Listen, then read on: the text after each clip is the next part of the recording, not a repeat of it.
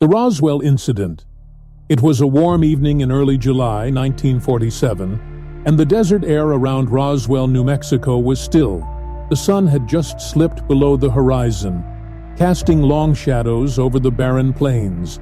Little did anyone know that this small, quiet town, primarily known for its cattle ranches and military air base, was about to become ground zero for one of the greatest mysteries of the 20th century.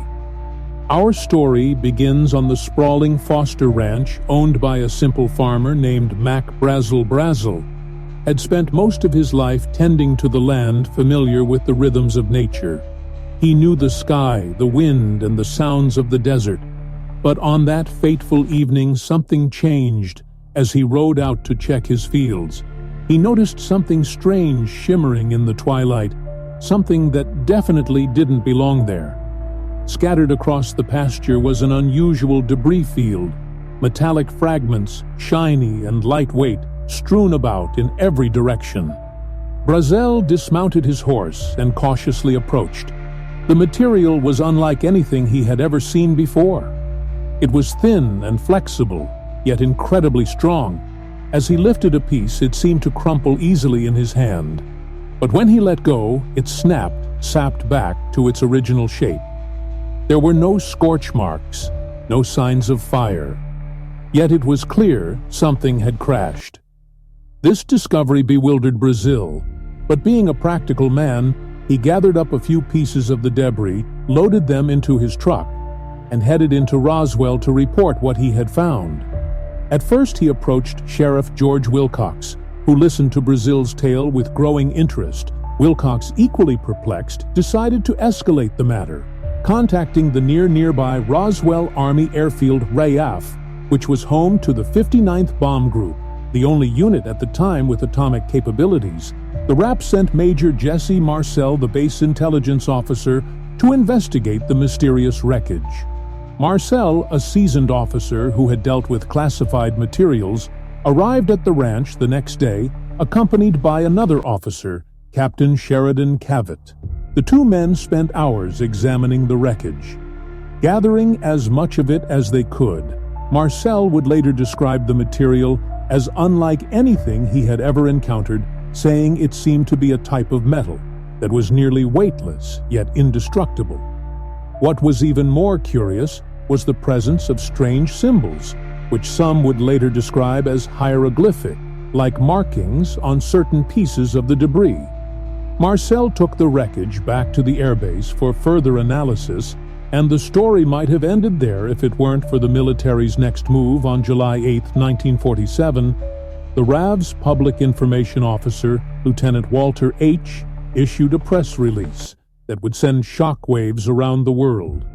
The many rumors regarding the flying disc became a reality yesterday, when the intelligence office of the 59th Bomb Group of the ETH Air Force Roswell Army Airfield was fortunate enough to gain possession of a disc. The local newspaper, the Roswell Daily Record, ran the headline, "Raya captures flying sorcerer on ranch in Roswell region." For a brief moment, it seemed as if the U.S. military was confirming that something truly extraordinary had occurred. The idea of a flying disc sent imaginations into overdrive. It was the dawn of the UFO era, and people were hungry for answers. But just as quickly as the story broke, it was retracted the very next day in a bizarre about-face. The military held a press conference presenting an entirely different narrative. This time, it was Brigadier General Roger Rye, the commanding officer of the ETH Air Force, who addressed the media. He displayed what he claimed was the actual debris from the crash site, a tattered weather balloon made of rubber and foil. Marcel, the officer who had initially inspected the debris, was present at the press conference, now sheepishly standing by the new explanation. The official line was clear. There was no flying saucer, no alien craft. What had crashed on Brazel's ranch was merely a weather balloon from a top-secret project called Project Mogul. This project, as the government explained, involved high-altitude balloons equipped with sensitive microphones designed to detect sound waves from Soviet nuclear tests. The hieroglyphs and strange materials were simply components of this advanced balloon technology for many that seemed to be the end of the story. The government's explanation was logical, and in the wake of World War II, in the rising tensions of the Cold War, it was not unusual for military operations to remain classified. Yet for others, the sudden shift in the narrative was suspicious.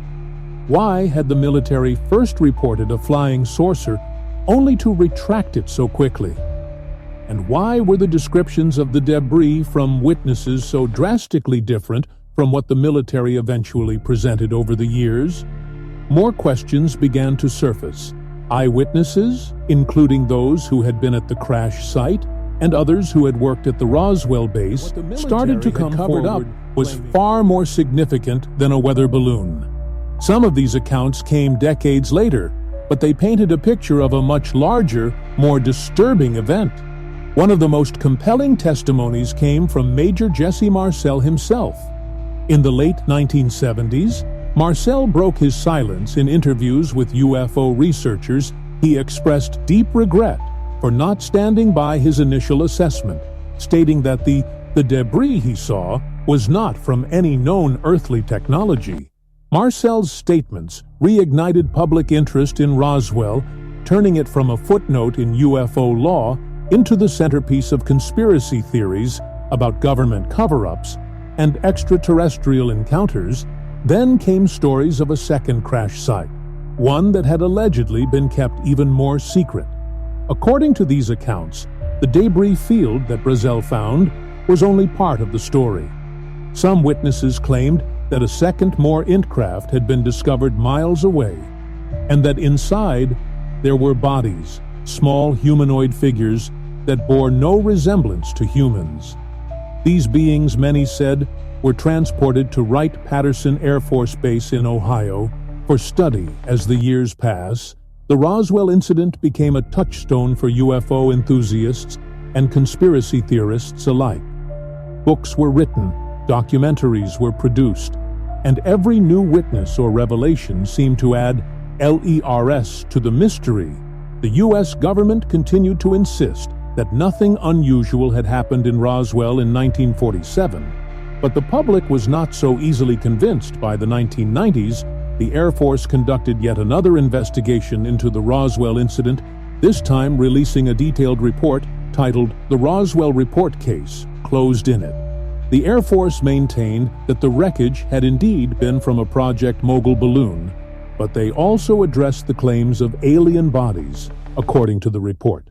The so-called alien bodies were most likely crash test dummies that had been used in various experiments, which had been misremembered by witnesses over the years. But even this explanation did little to quell the ongoing speculation. To this day, Roswell remains a symbol of government secrecy, and the possibility that we are not alone in the universe. Was it a weather balloon, as the military claimed, or was it something more? A craft from another world that crashed in the New Mexico desert? The truth about Roswell may never be fully known, but one thing is certain. Whatever happened in the summer of 1947 has left an indelible mark on our culture and our imagination. Roswell is more than just a small town in New Mexico. It is a gateway to the unknown, a place where the line between reality and mystery blurs, and where the question of "are we alone?" continues to echo through time as the decades pass. New generations are drawn to the mystery of Roswell, searching for answers in the desert winds and the scattered pieces of a puzzle that may never be fully solved. A secret government project or a craft from the stars. The Roswell incident remains one of the most enduring mysteries of the modern era. And as long as humanity looks to the skies and wonders what lies beyond the story of Roswell, will continue to captivate, intrigue, and inspire. The abduction of Betty and Barney Hill. It was a crisp autumn evening on September 19, 1961, when Betty and Barry Hill were driving home from a much-needed vacation in Canada. The couple, who lived in Portsmouth, New Hampshire, were on U.S. Route 3, making their way through the quiet, isolated White Mountains. They were looking forward to getting back to their everyday lives. And Barney, Betty, a postal worker and civil rights advocate, had been married for several years. They were an ordinary couple in many ways, though their lives were about to take an extraordinary turn as they wound through the dark forested roads. The night felt still, almost too quiet.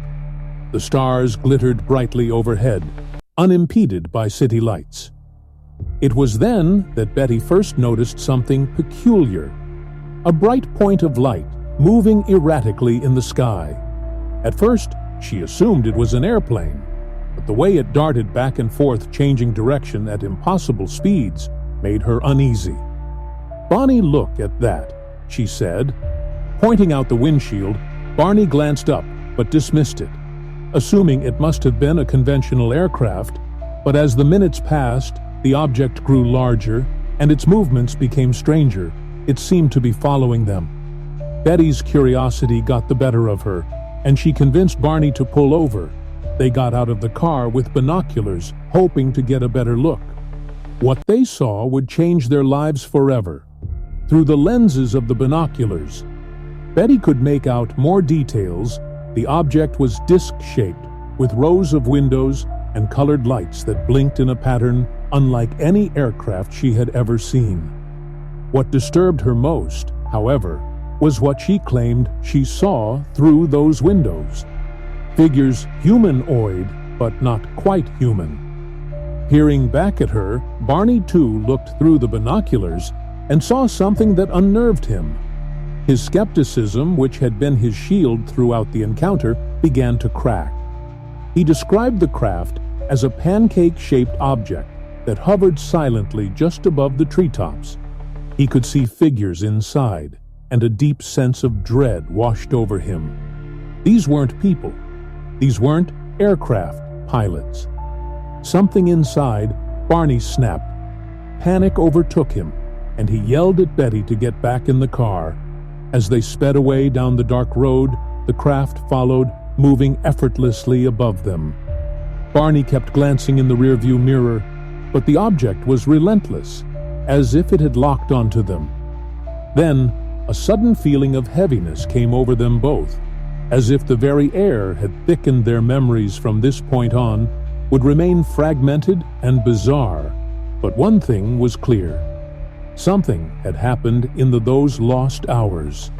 The Hill's next conscious memory was of driving hours later, still on that deserted road, but now far beyond the point where they should have been. They felt disoriented and strangely fatigued. By the time they reached home, the first light of dawn was beginning to creep over the horizon. They stumbled into their house, exhausted and confused, trying to make sense of what had transpired over the following days. Betty became plagued by vivid nightmares in her dreams. She saw herself and Barney being forced into a craft by strange humanoid beings with large slanted eyes, gray skin, and thin, spindly bodies. These beings communicated with her telepathically, and though they showed no outward aggression, there was something cold and clinical about their actions. The creatures she recalled in her dreams performed a series of medical examinations on her and Barney.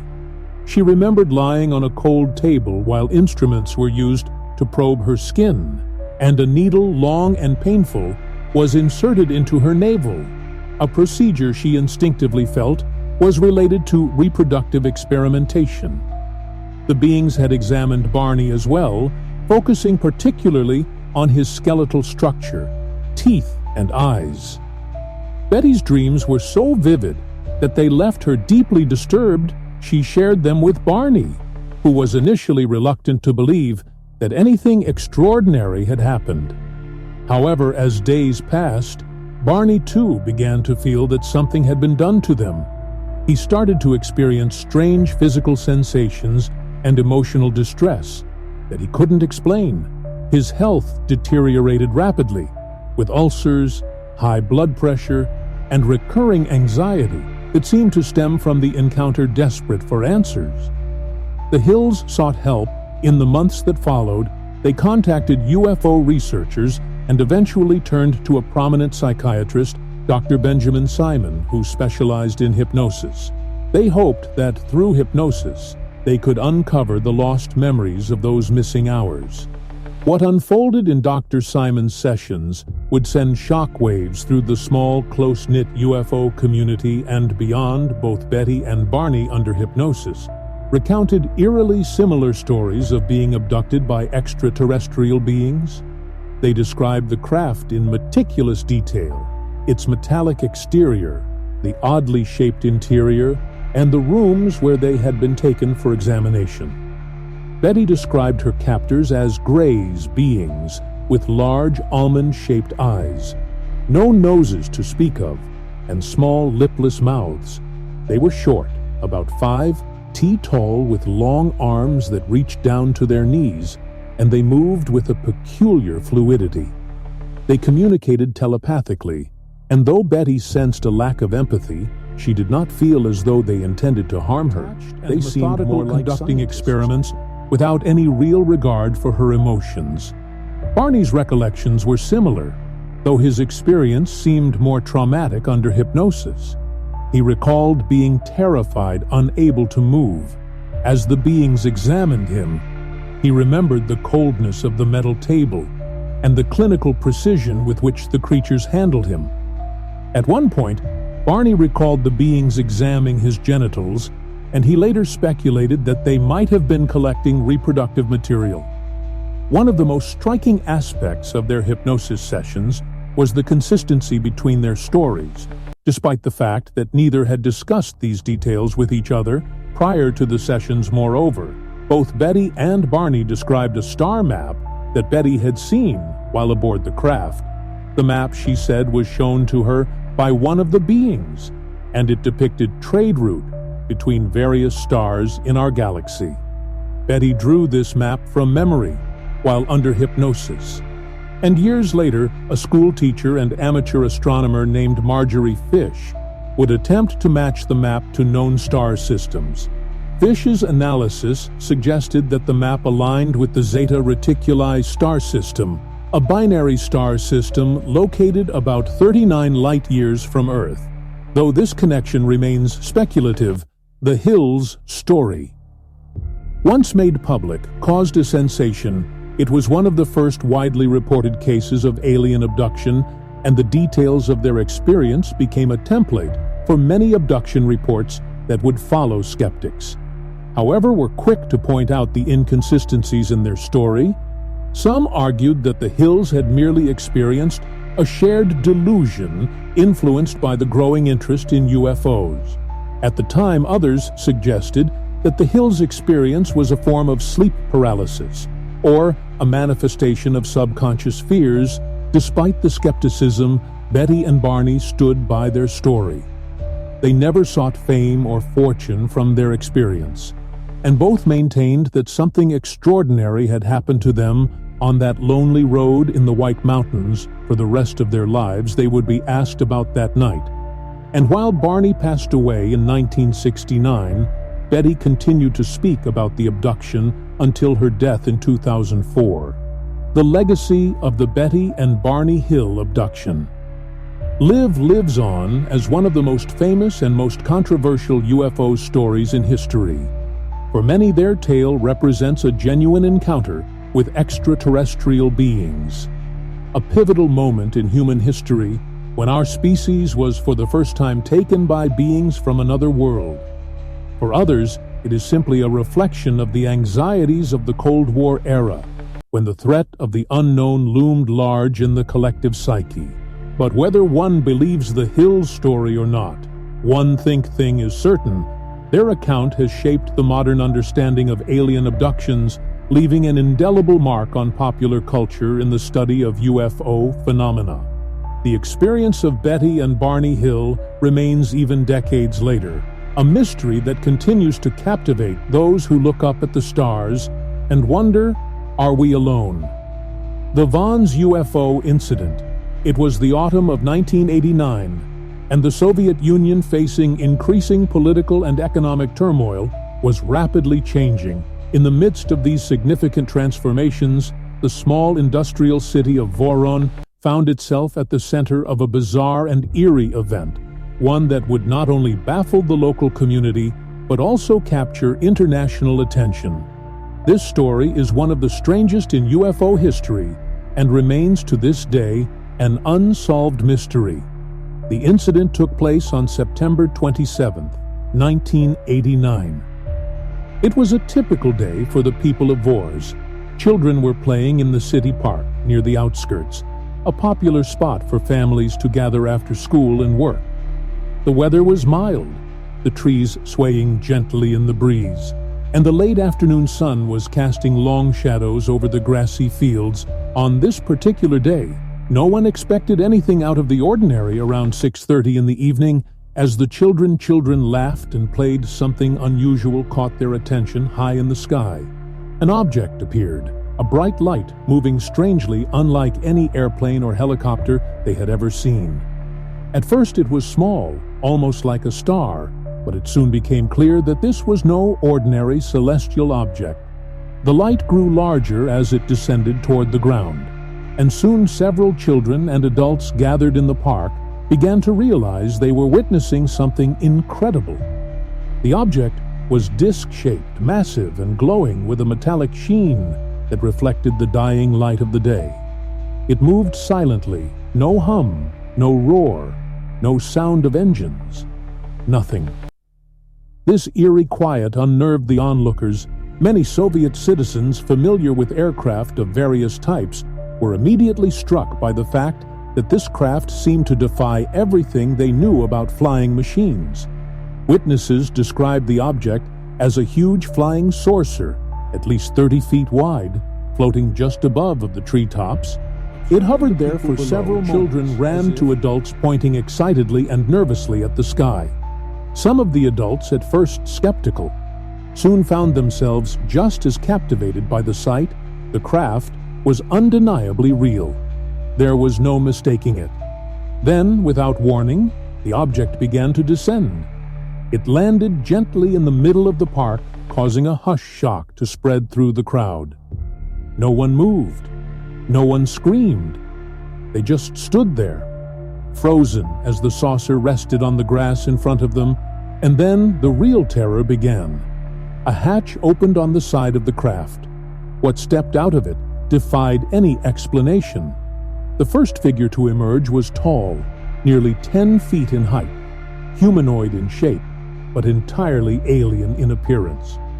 Witnesses would later describe these beings in remarkable detail.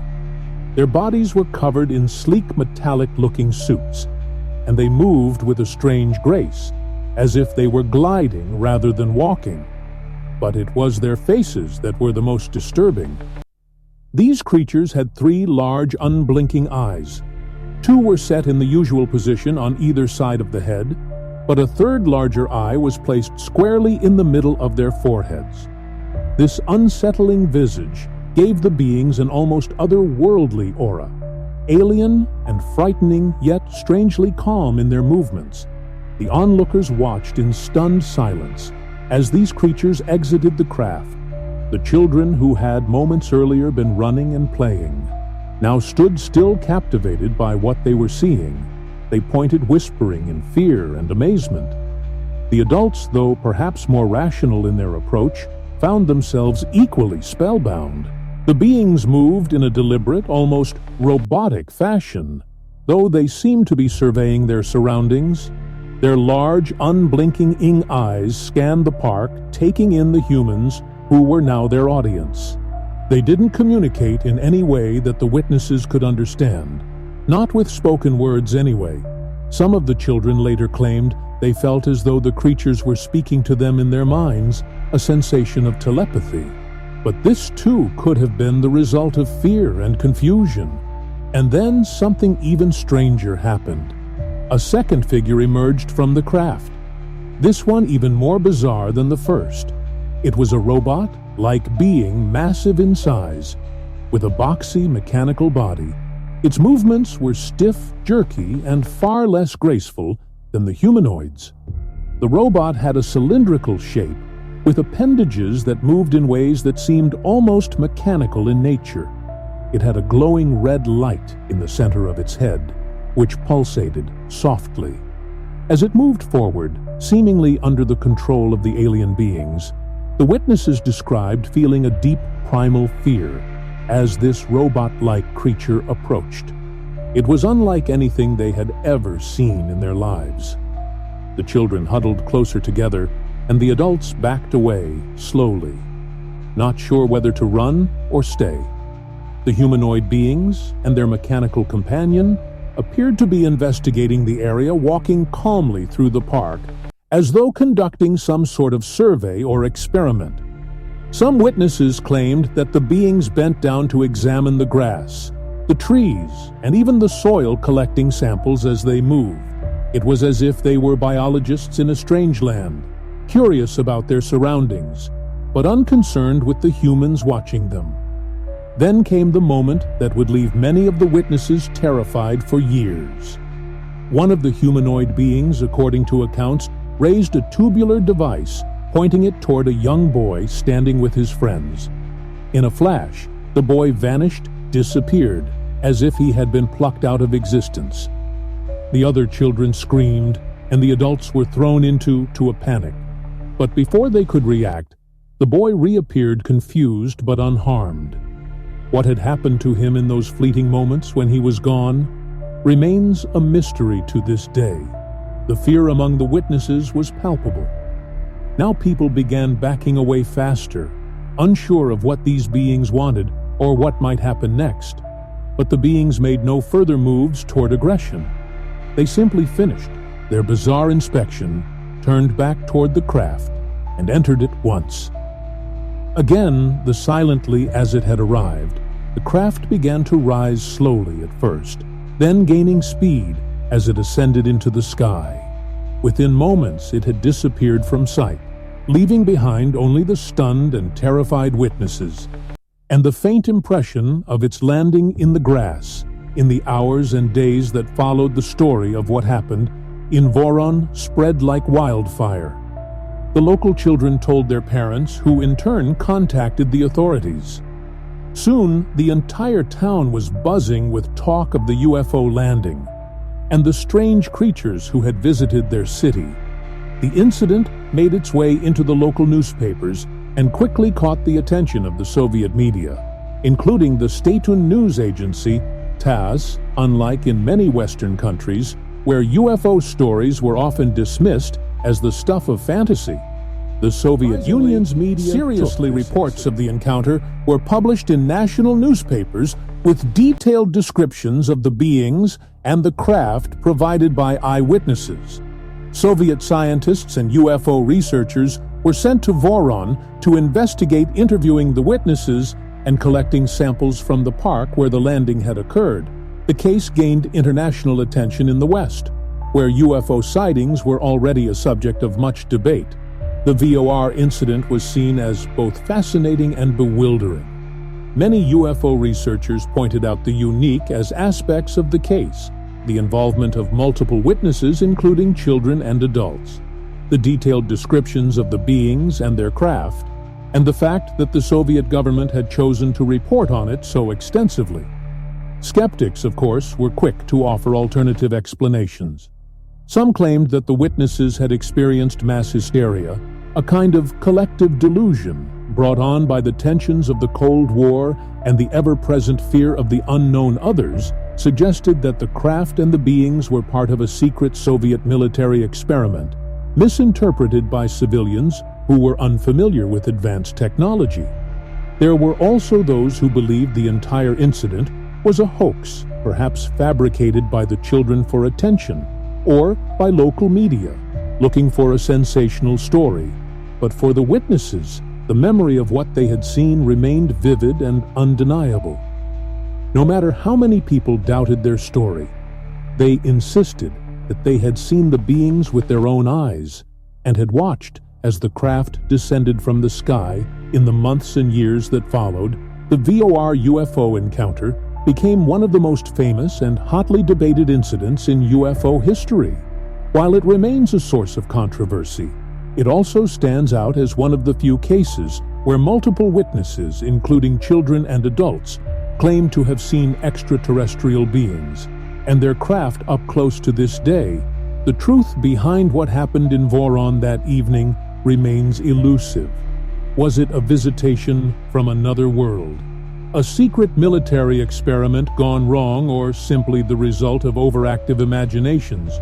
No one can say for certain, but for those who were there standing in that park, under the darkening sky, the memory of that strange and terrifying encounter will never fade.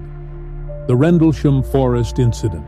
The Rendlesham Forest Incident has come to be known as the UK's Roswell, and for good reason. What unfolded over the course of several nights in late December 1980 would become one of the most well-documented and debated UFO sightings in history, with multiple witnesses, official military reports, audio recordings, and even claims of direct contact with an unidentified craft.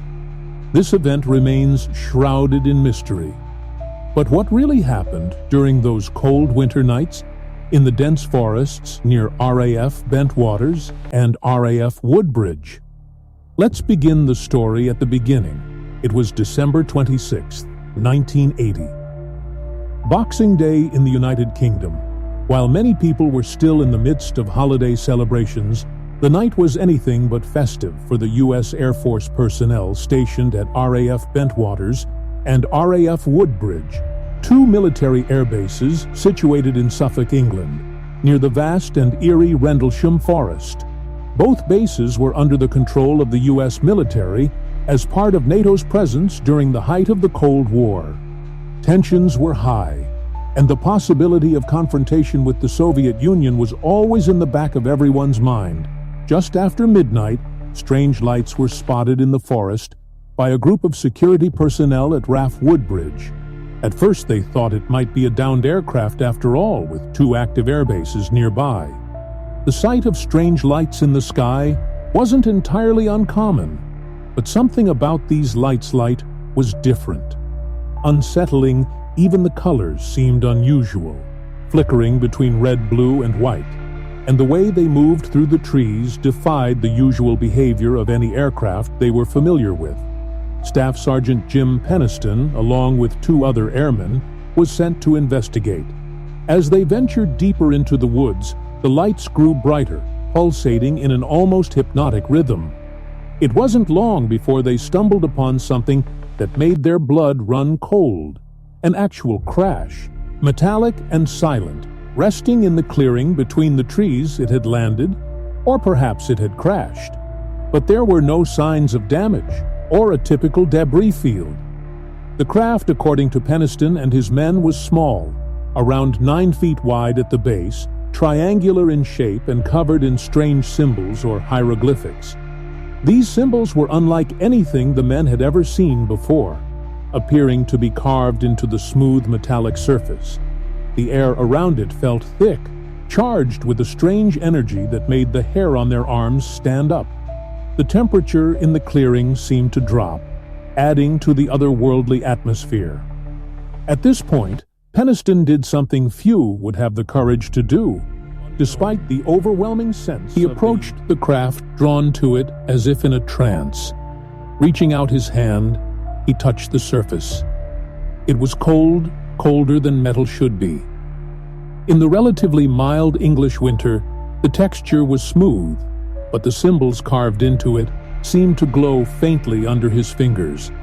As he made contact, he felt a strange sensation, a kind of mental jolt, almost like static electricity running through his body. His mind filled with flashes of binary code, which made no sense to him. At the time, he quickly withdrew, his heart racing. The other armed man stood frozen, too afraid to move or speak. The situation had escalated from strange to inexplicable. Before they could make any further observations, the craft began to lift off the ground. It rose slowly at first, almost gracefully, before shooting up into the sky with a speed that none of them could comprehend. The lights vanished into the night, leaving behind nothing but the shaken airmen and the disturbed ground where the craft had rested. By the time they returned to the base, The men were in a state of shock. They immediately reported the incident to their superiors, who were skeptical but couldn't ignore the urgency and sincerity in the airman's voices. The decision was made to return to the site the next day to investigate in daylight. On the morning of December 26, 1980, a team of military personnel, including the Deputy Base Commander Lieutenant Colonel Charles Halt, went back to the area in Rendlesham Forest where the incident had occurred. What they found was undeniable evidence that something had indeed landed. The trees around the clearing were scorched, and there were strange indentations in the ground, as if heavy weight had pressed into the earth. Gear counters registered abnormal levels of radiation at the site far above what would be expected in a natural environment, but the strangeness didn't end there. Over the next 2 nights, the lights returned. Lieutenant Colonel Halt himself led another team into the forest, this time armed with recording equipment to document whatever they might find as they ventured deeper into the woods. The lights reappeared, dancing between the trees, moving in ways that no aircraft could replicate. Halt, using his handheld tape recorder, described what he and his men were witnessing. In real time, his voice captured on the recordings is tense and confused. "It's back again," he said at one point as the lights hovered just above the ground. "There's no doubt about it. This is weird." The team continued to track the lights, which seemed to be toying with them, moving away whenever they got too close, only to reappear in another part of the forest. At one point, the light shot beams of light down onto the ground, almost like searchlights, illuminating the area in an unnatural glow. The men were baffled, and though they were highly trained military personnel, none of them could offer a rational explanation for what they were seeing. Despite their best efforts to approach the phenomenon, the lights eventually disappeared into the night, leaving behind only confusion and a growing sense of unease for Halt. And the others, the experience was both surreal and terrifying.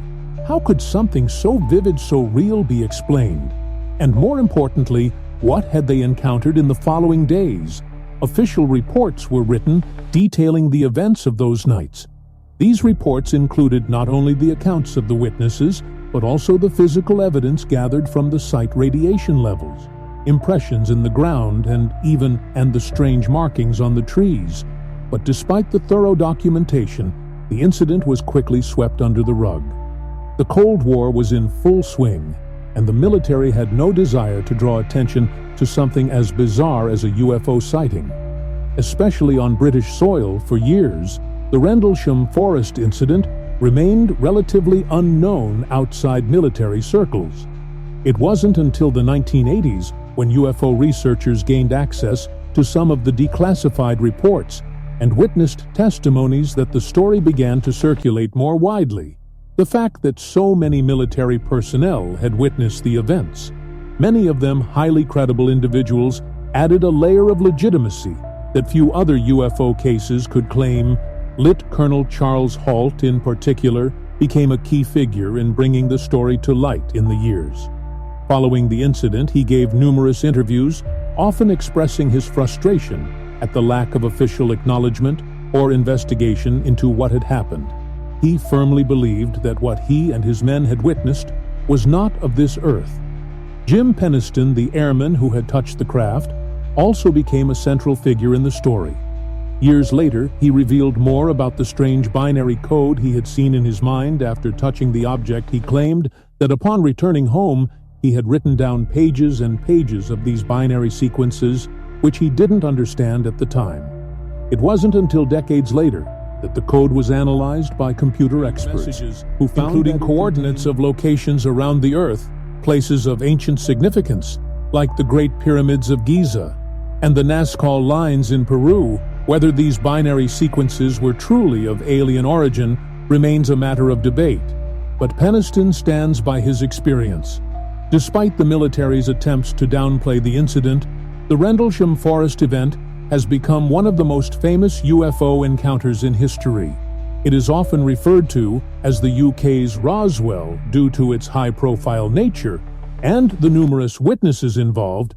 What makes the case particularly compelling is the sheer volume of evidence, official military reports, audio recordings of the event as it happened, physical traces left behind in the forest, and the testimonies of multiple credible witnesses.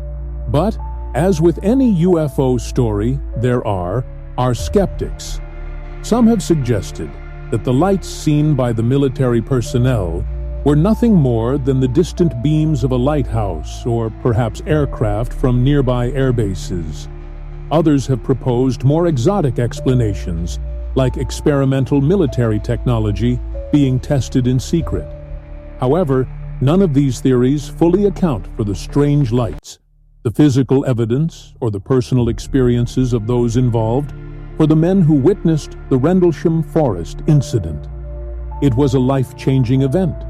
Many of them, including Holt and Peniston, have spent decades trying to understand what they saw, seeking answers that remain elusive.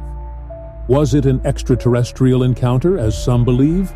Or was it something more terrestrial, shrouded in secrecy? Whatever the truth may be, the Rendlesham Forest incident stands as one of the most mysterious and well-documented UFO sightings in history. The forest, once just another quiet patch of English countryside, is now forever linked with the unknown, an enduring symbol of humanity's ongoing quest to understand the mysteries of the universe. The Isle School UFO encounter. It was an ordinary spring morning on September 16, 1994, at the Ariel School in Rua, Zimbabwe. The school, located in the countryside, was surrounded by open fields and dense trees, a peaceful environment for the children who attended.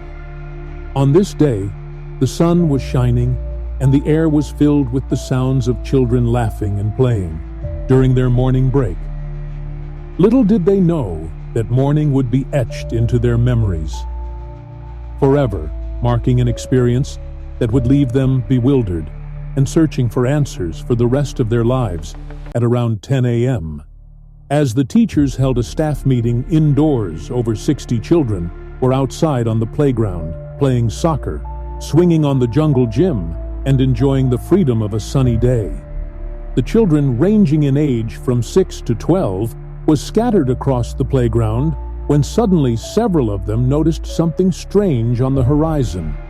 At first, it looked like a bright, shining light, a flash of silver in the distance, but it quickly became apparent that this wasn't an airplane or any other object. They recognized a group of children gathered near the edge of the playground, which bordered a field filled with trees and tall grass. As they stared into the sky, the light moved closer and closer, descending towards the ground. Soon what they saw came into sharp focus. A craft, metallic in appearance, hovered just beyond the boundary of the school's property. The object, which the children would later describe as a disc or saucer shaped, landed in the tall grass just beyond the school grounds. Its surface gleamed in the bright sunlight, and it emitted a low, almost humming sound. But the craft itself was only the beginning of what the children witnessed that day. As the children stood, frozen, watching the strange object, they saw movement near the craft, beings humanoid in shape, but unlike anything they had ever seen before, emerged from the craft. These beings were small, standing only about 3 or 4 feet tall.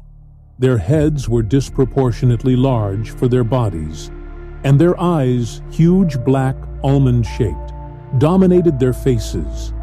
Their skin was pale, almost gray, and they had thin bodies dressed in tight-fitting black suits that seemed to shimmer slightly as they moved. The children described the beings with remarkable consistency. Despite their various ages and levels of understanding, their accounts would later shock investigators, not just because of the strange nature of the encounter, but because of how eerily consistent the descriptions were across dozens of children who at the time had no reason or ability to elaborate on a shared story.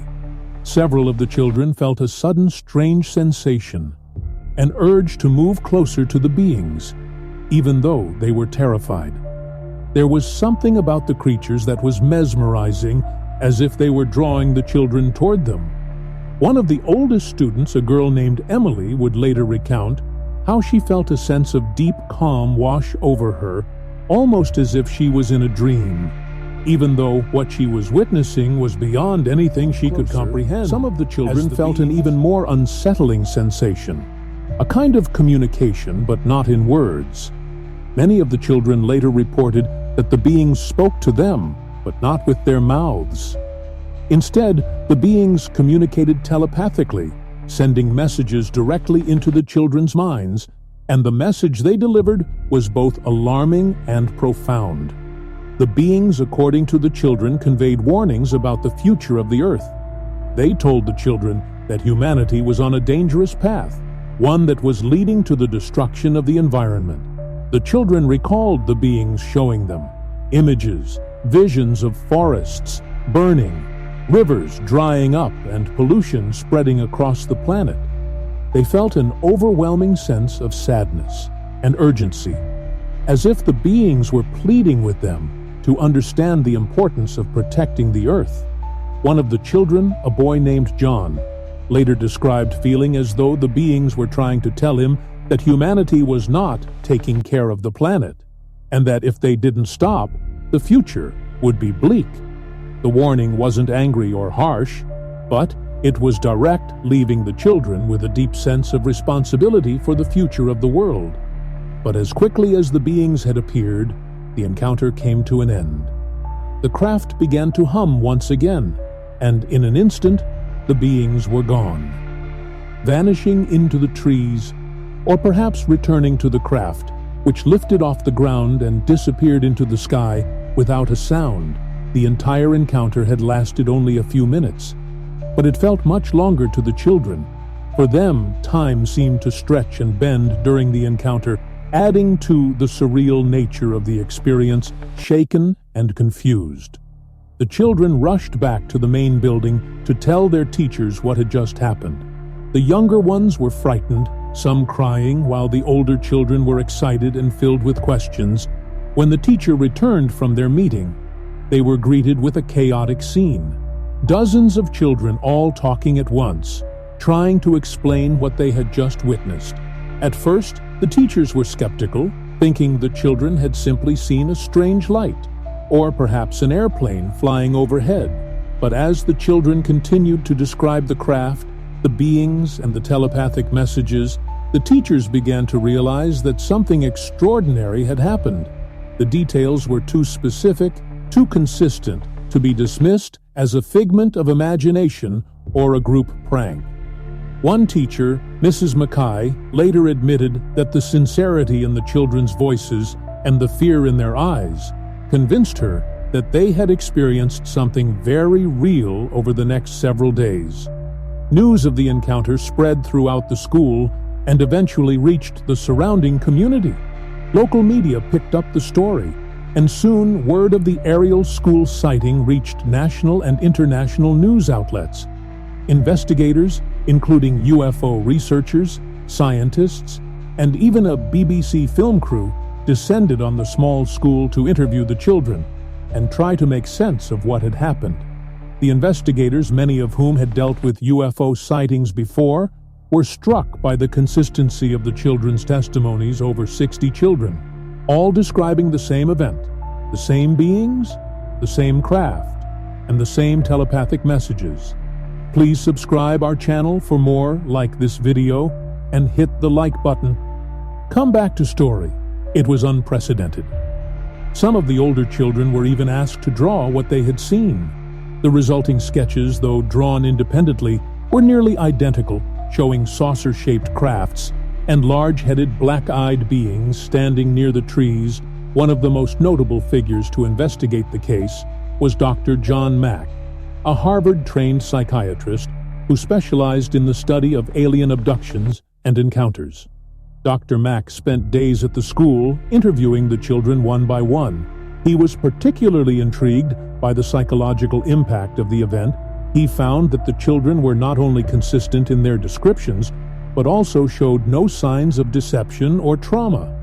They spoke about the event with a kind of innocent matter of finesse, as if they were recounting an unusual but real experience. This sincerity, coupled with the consistency of their accounts, led Dr. Mack to believe that the children had experienced something profound, something beyond ordinary explanation. The message that the beings had communicated about environmental destruction also struck a chord with Dr. Mack. He noted that such a message seemed far beyond the understanding of the children, especially the younger ones. These were not messages that 6 or 7-year-olds would normally invent or focus on, yet they spoke of the Earth's fragile state of pollution and ecological imbalance, as if they had been shown a glimpse of the future. This, for Dr. Mack, added a layer of complexity to the case, suggesting that the encounter wasn't just about seeing a strange craft. It was about receiving a warning. School incident has continued to gain attention. Unlike many other UFO sightings, which are often debunked or dismissed as hoaxes, the testimonies of the children were hard to discredit. There were too many witnesses all providing the same details, and their sincerity made it difficult for skeptics to dismiss the event outright. While some skeptics suggested the children might have been influenced by something they had seen on TV, or that they had collectively imagined the event, those who interviewed the children directly found such explanations lacking for the children themselves. The encounter left a lasting impression. Many of them, now adults, still vividly recall what they saw that day. Some of them continued to feel a deep connection to the message about protecting the Earth, and they spoke of the encounter as a pivotal moment in their lives. For them, it was not just an encounter with the unknown. It was a call to action, a reminder that the future of the planet was in their hands. The Ariel school incident remains one of the most compelling and well-documented UFO encounters in history. The sheer number of witnesses, combined with the consistency of their testimonies and the profound message delivered by the beings, makes it a case that continues to intrigue and puzzle researchers, skeptics and believers alike. Though decades have passed since that spring morning in Zimbabwe, the questions remain. What did those children see? Who were the beings that communicated with them? And was the warning about environmental destruction a message from another world, or simply a reminder that the future of our planet is in our hands? The Zamora UFO incident. It was a quiet afternoon on April 24, 1964, in the small town of Socorro, New Mexico. For Lonnie Zamora, a local police officer, it began as any other day on the job. The desert town was a slow-paced place where not much ever happened, beyond the occasional speeding car or a call about a lost cow. Little did Zamora know that before the day was over, he would witness something that would not only shake him to his core, but also leave the world with one of the most enduring and well-documented UFO cases in history. One that remains unsolved to this day at around 5:45 p.m. Officer Zamora was on routine patrol when he noticed a car speeding down the highway, racing along the desert road just outside of Socorro. He immediately gave chase, flipping on his lights and sirens, but as he pursued the car, something unexpected caught his attention. A loud roar like a thunderous explosion echoed through the air, accompanied by a bright flash. In the distance, the sound was so jarring, so out of place in the vast, still desert, that Zamora momentarily forgot about the speeder and turned his car toward the source of the noise. The desert landscape, barren and windswept, stretched out for miles with only scattered patches of scrub and jagged rocks breaking up the flat expanse. As Zamora drove toward the sound, he spotted something unusual on the horizon, something metallic gleaming in the afternoon sun. At first, he thought it might have been an overturned vehicle, perhaps a truck that had rolled off the road and crashed into the arroyo. But as he got closer, it became clear that this was no ordinary accident. Zamora brought his patrol car to a stop and cautiously stepped out his hand, Resting instinctively on his holstered pistol, the metallic object sat in a shallow ravine about 150 yards away, partially obscured by the scrubby brush. It was oval-shaped, smooth and reflective, with a strange insignia on the side red markings that looked like some kind of symbol. Though he couldn't quite make it out from a distance, the craft stood on what appeared to be landing gear with 4 legs extending down to the ground. But it wasn't just the craft that caught Zamora's attention. It was what he saw next. 2 small figures, humanoid, but shorter than any adult human, were standing beside the craft. They were dressed in white coveralls or jumpsuits, and their movement seemed deliberate, as though they were working on something near the base of the object. At first, Zamora thought they might have been children, perhaps involved in some sort of accident, though the strangeness of the scene made him hesitate. As he began to move closer, the figures seemed to notice his presence, turning to look in his direction. Zamora would later describe the sense of unease that washed over him. In that moment, there was something off about the figures. Something that didn't fit.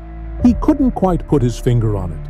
But his police Einstein told him to approach with caution as he started down the incline toward the ravine, intending to offer help or at least investigate the craft. Suddenly emitted a loud, deafening roar. The sound was like nothing Zamora had ever heard before. It wasn't the roar of a car engine, nor was it the rumble of an airplane. It was more like the deep, thunderous growl of a rocket engine, accompanied by an intense vibration that shook the ground. Zamora ducked behind his patrol troll car, bracing himself, as the roar intensified.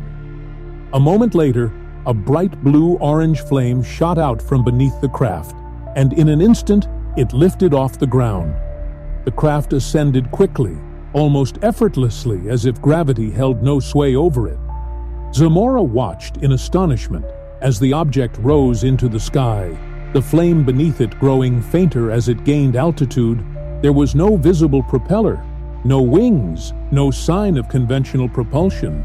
It simply hovered, defying all logic and reason. Within seconds, the craft had cleared the ridge of the arroyo and shot off into the distance, disappearing into the vast, cloudless sky.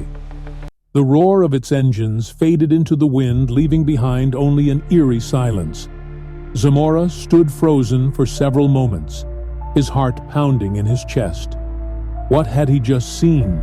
He had no answers, only a deep sense of confusion and disbelief. After regaining his composure, he cautiously approached the spot where the craft had been. The heat from the flame was still lingering in the air, and the ground was scorched, blackened in several places where the landing gear had touched down. The brush nearby was also singed, a clear sign that whatever had been there was real. There were no signs of the strange figures. They had vanished with the craft. But the landing site was undeniable. There were 4 distinct impressions in the dirt spaced evenly apart, marking where the craft had rested. The red markings on the side of the craft, which Zamora had briefly glimpsed, were also burned into his memory. Though he couldn't make sense of them, shaken by the encounter, Zamora quickly radioed for backup, his voice trembling as he tried to explain what he had seen within minutes. Other officers arrived at the scene, along with members of the New Mexico State Police. They found Zamora visibly disturbed, his usually calm demeanor shaken. He led them to the site where the scorched earth and landing impressions were clear evidence that something had been there. Word of the incident spread quickly through the small town of Sakuro, and it wasn't long before it reached the ears of the U.S. Air Force. At the time, the Air Force had a dedicated program for investigating UFO sightings called Project Blue Book, and this case immediately caught their attention. An officer from Project Blue Book, Sergeant David Moody, was dispatched to Sakuro to interview Zamora and investigate the site. The Air Force, along with other experts, carefully examined the landing area. They measured the impressions in the ground, analyzed the scorched vegetation, and took detailed notes on Zamora's account of the encounter. The evidence was compelling. There was no doubt that something had landed in the desert, and the physical traces left behind were unlike anything typically seen in a natural or man-made accident. Despite the thorough investigation, no conclusive explanation could be found. The Air Force considered several possibilities, including a secret military test or an experimental aircraft. But none of these explanations fit the details of Zamora's sighting: the lack of any debris. The strange symbols on the craft and the humanoid figures only added to the mystery. Even the most skeptical investigators were left scratching their heads as the investigation continued. More people in the area began coming forward with their own accounts of strange sightings around the time of the incident. Some residents reported seeing bright lights in the sky that same afternoon, while others claimed to have heard the loud roar that Zora described. These additional sightings, while not as well documented as Zamora, lent further credibility to the idea that something truly unusual had happened in the Sakura Desert. In the months and years that followed, the Sakura incident became one of the most famous UFO cases in the world. Zamora, a well-respected officer with no history of making sensational claims, was considered a credible witness by both the public and investigators. His detailed description of the craft and its occupants, along with the physical evidence left behind, made the case difficult to dismiss. Zamora himself was reluctant to talk about the incident. In the years after it occurred, he didn't seek fame or attention, quite the opposite. He found the experience unsettling and often avoided discussing it with reporters or UFO enthusiasts who came to Sakura looking for answers. He remained adamant, however, that what he had seen that day was real. It was no illusion, no trick of the light. He had witnessed a craft land in the desert, seen its strange occupants, and watched as it flew away, defying all conventional explanation. The Sakura UFO incident remains unsolved to this day. Despite extensive investigations by the Air Force, independent researchers, and skeptics alike, no definitive explanation has ever been found. It stands as one of the most well-documented and credible UFO sightings in history, with both physical evidence and a trustworthy eyewitness account. Have been proposed, some suggesting that the craft was an experimental vehicle being tested by the military, others speculating that it was a hoax perpetrated by local students. But none of these explanations adequately account for the full range of details reported by Zamora, nor do they explain the physical traces left behind at the site. For those who believe in the possibility of extraterrestrial visitation, the Sakura incident is seen as one of the most compelling pieces of evidence for skeptics. It remains an unsolved mystery, a riddle that may never be fully explained. As for Lon Zamora, his life returned to a semblance of normalcy in the years after the incident, though the memory of that day in the desert stayed with him for the rest of his life. What he saw that afternoon in 1964 remains one of the great mysteries of the UFO phenomenon, an encounter that left behind more questions than answers. The Westall UFO incident. It was the morning of April 6, 1966, in the quiet Melbourne suburb of Clayton, South Australia. The students at Westall High School were enjoying their mid-M morning break, a chance to stretch their legs, chat with friends, and escape. The classroom for a little while. The day was warm, the sky was clear, and for the students and teachers alike, it was just another typical school day. However, what began as an ordinary morning would soon turn into one of Australia's most extraordinary and well-documented UFO encounters.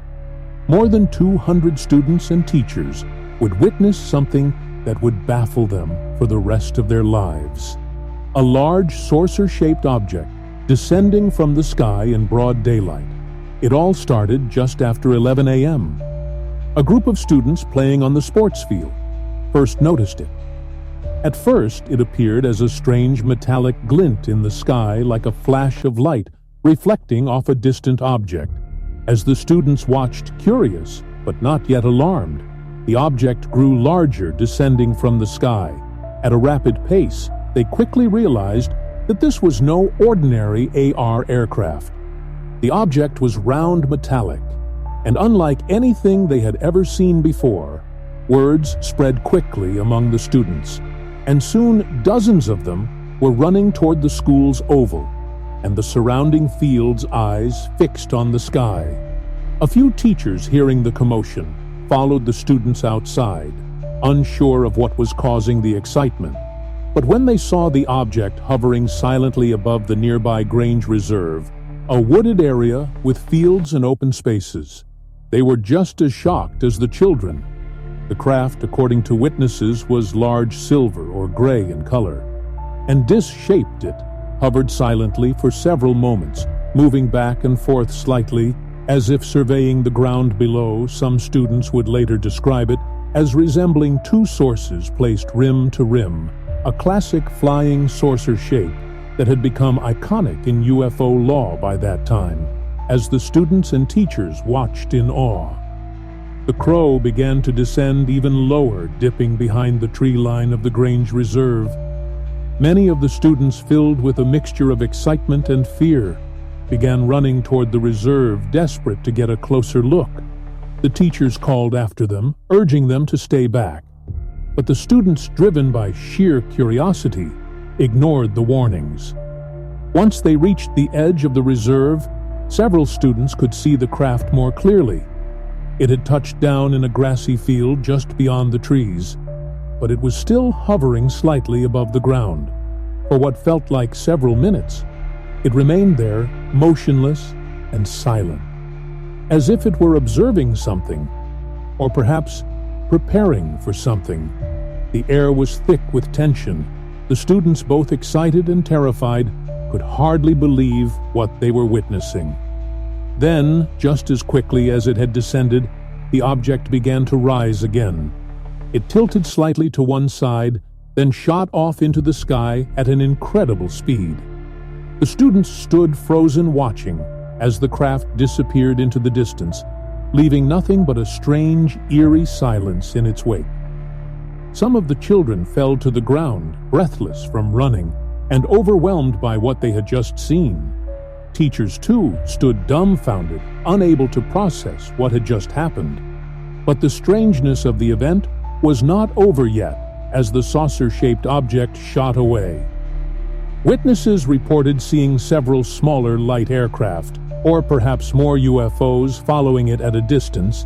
These objects moved quickly, pursuing the larger craft across the sky, before they too vanished from sight. Whether these were military planes or other unidentified objects remains unclear, but their presence added another layer of mystery to the already bewildering encounter. The immediate aftermath of the sighting was chaotic. The students, buzzing with adrenaline, returned to the school grounds, shouting and talking over one another, each eager to tell their story. The teachers, struggling to regain control, tried to calm the students down, but their own shock made it difficult to process. Insisted on going back to the Grange Reserve to see if any traces of the craft remained, and soon a large group had gathered in the field where the object had landed. What they found only deepened the mystery. In the spot where the craft had hovered, there was a large circular patch of flattened ground. The ground looked as if something heavy had pressed down on it, but there were no scorch marks, no signs of fire or other conventional explanations. The grass was simply bent in a perfect circle, as if it had been crushed by an unseen force. The students and teachers stood around the area, staring at the strange formation, unsure of what to make of it. Some of the older students tried to take samples of the grass, while others ran their hands over the flattened ground, hoping to find some clue that could explain what had happened. Word of the sighting spread quickly by the afternoon. Local news outlets had picked up the story, and reporters descended on Westall High School, eager to interview the witnesses. Over the following days, the incident became a sensation, with newspaper articles and television segments covering the event, and the students' incredible accounts. One of the key aspects that made the Westall UFO incident so compelling was the sheer number of witnesses. Over 200 people, including students, teachers, and local residents, all saw the same thing: a large metallic saucer-shaped object descending from the sky, hovering near the school, and then shooting off at an impossible speed. The consistency of their descriptions was remarkable, with many of the witnesses independently describing the object in almost identical terms. Among the most credible witnesses was Andrew Greenwood, a science teacher at Westall High School. Greenwood had initially been skeptical of the students' claims, but after stepping outside and seeing the object himself, he realized that this was no ordinary phenomenon. Greenwood would later give detailed interviews describing what he had seen, expressing his frustration at not being able to explain the event through conventional science. In the days following the sighting, the mystery deepened. Witnesses claimed that shortly after the incident, military personnel arrived at the scene. Men in dark uniforms were seen walking around the Grange Reserve, inspecting the flattened grass and collecting samples. Some of the students reported that these men told them not to speak about what they had seen, warning them to keep quiet. One student, a girl named Tanya, later claimed that she was pulled aside and questioned by men who identified themselves as government officials. They pressed her to recount the event and urged her not to talk to the media. The presence of these men only fueled speculation that the government knew more about the incident than it was letting on. Despite the intense media interest, official explanations were slow to emerge. Some skeptics suggested that the object might have been a weather balloon or a military aircraft conducting tests, but these explanations did little to satisfy those who had witnessed the event. The speed at which the craft moved, its unconventional shape, and the strange, smaller objects that followed it made such explanations seem inadequate. The Australian government and military largely stayed silent on the matter, offering no official explanation for the sighting. UFO researchers, however, became fascinated by the case, and over the years it has remained one of the most studied and debated UFO encounters in the world. The Westall incident is often referred to as Australia's Roswell, a reference to the famous UFO sighting in the United States, because of the large number of witnesses and the enduring mystery surrounding it for the students and teachers who experienced it. The Westall UFO encounter left a lasting mark. Many of them now, adults, still vividly remember that day. The sight of the silver craft hovering in the sky, the flattened grass, and the feeling of awe and fear that gripped them as they watched something truly inexplicable unfold before their eyes. In the years since, there have been reunions and documentaries that have brought many of the witnesses together to recount their stories.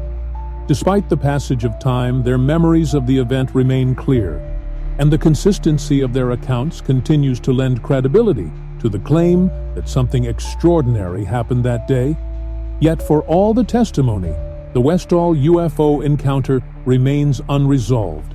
No definitive explanation has ever been provided, and the mystery of what exactly descended upon that Melbourne schoolyard in 1966 continues to haunt those who witnessed it. Was it an extraterrestrial craft, as some believe a secret military experiment, or something else entirely beyond our understanding? Whatever the truth may be, the Westall UFO incident stands as one of the most significant and well-documented UFO sightings in Australia's history. It remains a fascinating and unsettling reminder that there are still beyond that, we have yet to unravel the Kelly-Hopkinsville encounter. It was a hot, humid night on August 21st, 1955, in the rural farming community of Kelly, Kentucky.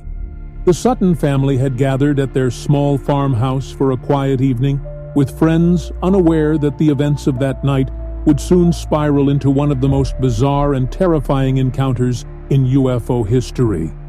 What unfolded at the Sutton home just outside of Hopkinsville would become known as the Kelly-Hopkinsville encounter, a case so strange that it continues to bewilder and divide researchers to this day. The Sutton family's farmhouse was modest, situated at the end of a long dirt road, surrounded by fields and thick woods. The night had begun like any other lucky Sutton. His wife and several family members, along with a friend named Billy Ray Taylor, had settled in for a peaceful evening. After spending the day working on the farm, the children were playing, and the adults were chatting over drinks in the kitchen when the first sign of trouble appeared around 7 p.m. Billy Ray stepped outside to fetch some water from the well. As he looked up at the clear Kentucky sky, he saw something that made him freeze in his tracks above the tree line. There was a strange light moving rapidly across the sky, far too fast and erratic to be a plane or a star. It appeared to be glowing, almost pulsating, and within moments it descended toward the ground, landing somewhere in the nearby woods. Confused and more than a little unnerved, Billy Ray rushed back inside to tell the others what he had seen. At first, the Suttons laughed off Billy Ray's story. Surely he was just playing a prank, or had seen a shooting star. But as Billy Ray insisted describing the light's movements and its descent, the family's skepticism began to waver. Something about his expression, his wide-eyed urgency, made them realize that whatever he had seen, he truly believed it. A tense atmosphere fell over the farmhouse as the evening wore on. The family kept a wary eye on the windows, though none of them seriously expected anything more to happen. But then, just after 8 p.m., Lucky Sutton and Billy Ray noticed something unusual outside. There was a strange glow coming from the edge of the woods, just beyond the property. The two men stepped outside to investigate, hoping it was nothing more than a trick of the light, or perhaps a neighbor's flashlight. But what they saw made their hearts race with fear. From the shadows of the trees emerged a small figure, no more than 3 feet tall. Its skin was silvery or metallic, reflecting the moonlight, and it moved with an eerie gliding motion as though its feet barely touched the ground. Its head was oversized with pointed ears, glowing yellow eyes, and long claw-like hands that extended from its thin arms. The creature appeared to have no clothes, and its body shimmered as it approached the house. Lucky and Billy Ray froze, unable to comprehend what they were seeing. The creature drew closer, and as it did, more figures appeared from the woods. At least a dozen of the small beings surrounded the farmhouse, their glowing eyes fixed on the terrified men. It was as though they were closing in. And Lucky, now convinced that these creatures posed a serious threat, ran back inside, slamming the door behind him. The Sutton family by this point was in a full state of panic. The children huddled in the corner crying, while the adults scrambled to arm themselves. In those days, firearms were a common household item, especially on farms like the Sutton. Lucky grabbed a shotgun, and Billy Ray armed himself with a rifle. They were determined to protect their family from whatever was lurking outside with their weapons in hand. Lucky and Billy Ray cautiously opened the door and stepped out onto the porch. The creatures were still there, watching from the shadows, their glowing eyes cutting through the darkness. Without hesitation, Lucky raised his shotgun and fired at the closest figure. The blast rang out across the night, but instead of falling to the ground, the creature merely flipped backward, as if the shot had no effect at all. It seemed to float momentarily, then landed on its feet again, completely unharmed. Billy Ray, equally terrified, took aim with his rifle and fired at another of the creatures. But again, the bullet seemed to have no effect. The creatures didn't bleed or stagger. They simply retreated slightly, their glowing eyes unblinking as they continued to surround the house. It was as though they were bulletproof, immune to any kind of physical harm. The men retreated inside, slamming the door behind them and barricading the windows. For the next several hours, the Sutton family was trapped in goblin-like creatures, Every so often the creatures would approach the house again, peering into the windows or climbing onto the roof, their claw-like hands tapping against the glass or the tin roof with unsettling persistence. Each time they got too close, Lucky and Billy Ray would fire, but it was useless. The creatures would merely retreat, only to return. A few moments later, the family described the creatures as having an almost playful demeanor. Despite their fearsome appearance, they didn't seem to be overtly hostile. They never tried to break into the house or harm anyone directly, but their presence, their persistence, and the fact that bullets seemed to bounce off them like pebbles made the entire situation feel like a nightmare. As the hours dragged on, the family grew increasingly desperate. The children were hysterical, and the adults were exhausted from the constant firing and the tension of waiting for the creatures to make their next move. Finally, just after midnight, Lucky and Billy Ray decided they couldn't take it any longer. They would have to make a run for help. Gathering the family, they dashed from the farmhouse to their car, piled in, and drove frantically to the Hopkinsville police station about 8 miles away. When they burst through the doors, disheveled and wide-eyed, they told the officers an unbelievable story. They had been under siege for hours by strange bulletproof creatures that had surrounded their home. At first, the police were skeptical. It sounded too outlandish to be true, but the Suttons were clearly terrified, and their account was consistent. Eventually, a group of local officers accompanied by a few military personnel from nearby Fort Campbell agreed to drive back to the farmhouse to investigate. When they arrived at the property in the early hours of the morning, the scene was eerily quiet. There was no sign of the creatures, but the officers found evidence that something had happened. The windows and walls of the house were riddled with bullet holes, and the ground outside was scorched in several places where the creatures had been shot. The officers also noted the disturbed state of the family, particularly the children who were still trembling with fear. Despite an extensive search of the surrounding area, no creatures were found, and the glowing eyes that had haunted the family were nowhere to be seen. After several hours, the police left unable to provide any answers to what had terrorized the Sutton that night. The creatures, it seemed, had vanished as mysteriously as they had appeared over the next few days. Word of the encounter spread like wildfire. Newspapers picked up the story, and soon the small town of Kelly became the center of national attention. Reporters flocked to the area, hoping to get a glimpse of the little green men that the Sutton family claimed had attacked their farmhouse. The press dubbed the event the Hopkinsville Goblin Incident, a name that would stick in the years to come as the story gained traction. Skeptics began offering alternative explanations. Some suggested that the Sutton family, perhaps intoxicated or under the influence of mass hysteria, had mistaken owls or other wildlife for alien creatures. Others proposed that it was an elaborate hoax staged by the family for attention or financial gain. However, those who knew the Sutton family were quick to dismiss these theories.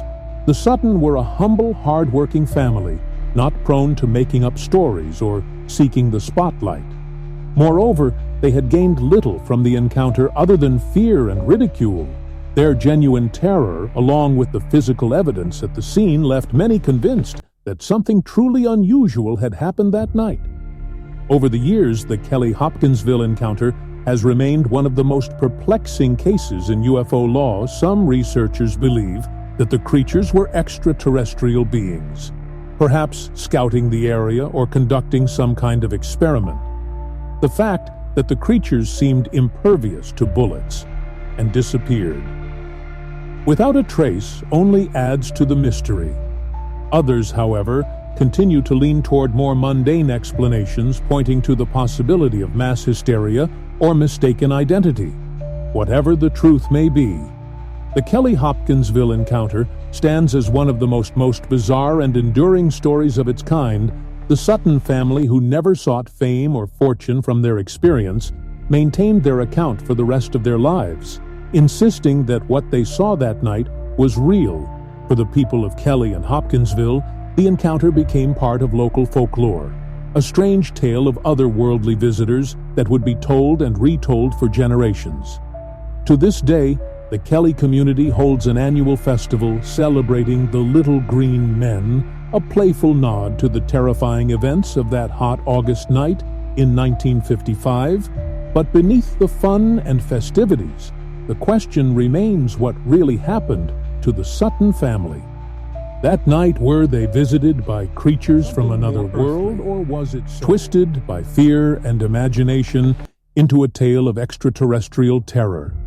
The mystery endures, and like the glowing-eyed beings that surrounded the farmhouse, the truth remains just out of reach, the Phoenix Lights. It was the evening of March 13, 1997, when the skies over the southwestern United States became the stage for one of the most famous and puzzling UFO events in modern history, an event that would come to be known as the Phoenix Lights. What began as an ordinary Thursday night for the people of Phoenix, Arizona, soon transformed into a night of wonder and speculation, as thousands of residents reported seeing strange lights in the sky. The lights, which appeared in a V-shaped formation, hovered silently above the city, sparking a wave of confusion, excitement, and fear. To this day, the Phoenix Lights remain one of the most compelling and mysterious UFO sightings in the world.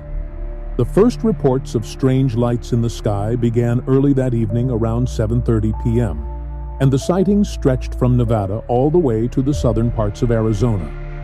Residents from Henderson, Nevada, reported seeing an enormous triangular craft with lights at the edges. From there, reports followed a steady path southward, eventually culminating in Phoenix, where thousands of people would witness the phenomenon firsthand. For most of the evening, Phoenix buzzed with activity. Like any other night, people were returning home from work.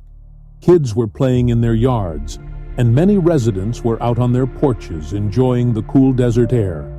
But then shortly after 8 p.m., something appeared in the sky that would stop people in their tracks, high above the city. A series of bright, glowing lights appeared, arranged in a perfect V-shaped formation. There were 5, sometimes 7 lights, spaced evenly apart, and they moved slowly, silently across the sky. At first, many people assumed the lights were part of a military exercise, or perhaps a formation of airplanes. After all, Phoenix was near several military installations, and it wasn't uncommon for residents to see aircraft flying overhead. But as the lights continued to move, witnesses quickly realized that something was different.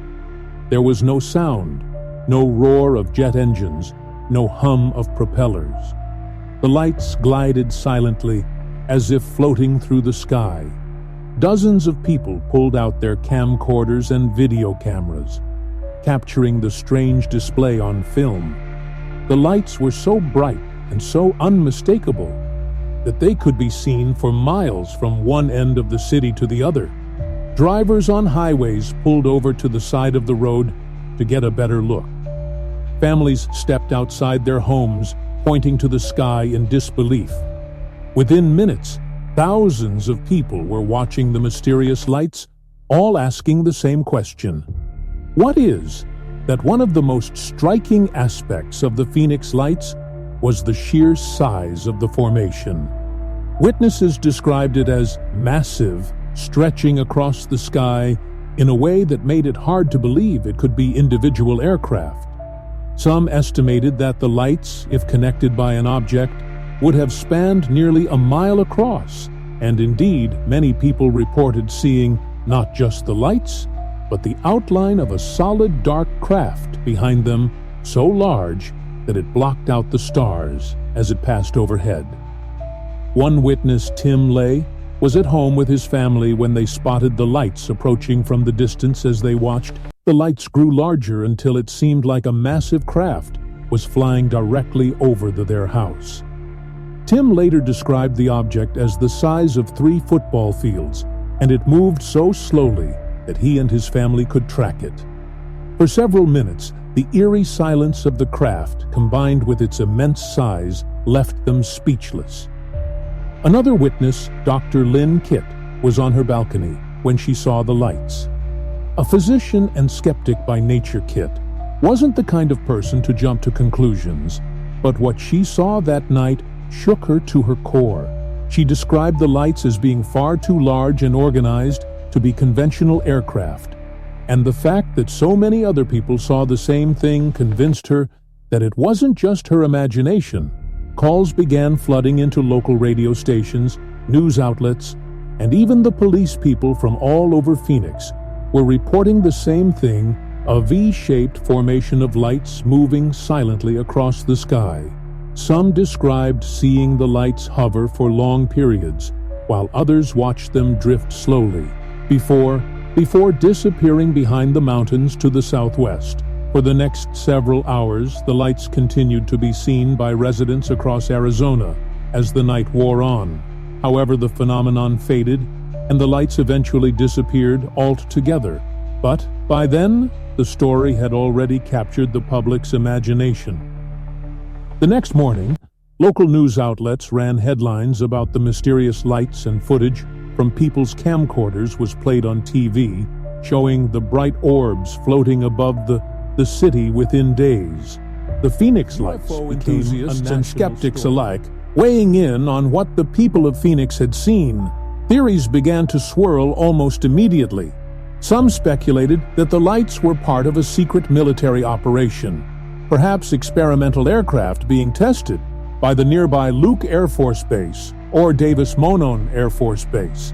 Others suggested that it could have been a group of airplanes flying in formation, though this theory was quickly dismissed by many witnesses, who insisted that the lights moved far too slowly and silently to be jets or planes. There was also no radar confirmation of any such formation in the area at the time. Then there were those who believed that the lights were not of this earth. UFO enthusiasts argued that the size, shape, and behavior of the light suggested a massive alien spacecraft possibly conducting a survey of the city. The fact that the craft appeared to make no sound, combined with the number of witnesses and the lack of an immediate explanation from authorities, only fueled speculation that the event was an extraterrestrial visitation. In the weeks following the sighting, the U.S. military offered a potential explanation for at least part of the phenomenon. Officials at Luke Air Force Base stated that flares had been dropped during a routine training exercise over the Barry Goldwater Range, a vast military testing area southwest of Phoenix. According to the military, these flares had created the bright lights seen by many of the witnesses. The flares' explanation, however, did not account for the earlier sightings of the V-shaped formation moving silently across the sky, leading many to believe that the flare theory was a cover-up for something much more mysterious. The flare explanation did little to satisfy those who had seen the lights up close. Witnesses like Tim Lay and Dr. Keat were adamant that what they had seen was not flares or aircraft, but something much larger and much stranger. The idea that flares could hover in perfect formation, move silently, and maintain their brightness for extended periods seemed implausible to many. Adding to the intrigue was the fact that the then governor of Arizona, F. Symington, initially marked the event during a press conference. Symington, flanked by an aide dressed in an alien costume, joked about the sighting and dismissed the idea of extraterrestrial RAL involvement. However, years later, Symington would reveal that he had personally witnessed the lights and believed they were not of this world. His change in stance only deepened the mystery and reignited the debate over what had really occurred that night. As the years passed, the Phoenix lights remained a subject of fascination, with numerous documentaries, interviews, and analyses conducted to try to unravel the mystery. The original footage captured by witnesses continues to be studied, and many experts still cannot explain what exactly the lights were. While the military's flare explanation might account for some of the later sightings, the earlier V-shaped formation remains unexplained. One of the enduring aspects of the Phoenix lights is the sheer number of witnesses. Unlike many UFO sightings, which often rely on a handful of witnesses or blurry photographs. The Phoenix lights were seen by thousands of people across a large geographic area. The consistency of their descriptions, silent glowing lights in a V-shaped formation, makes the event hard to dismiss as mass hysteria or misidentification. Moreover, the Phoenix lights have become a cultural touchstone.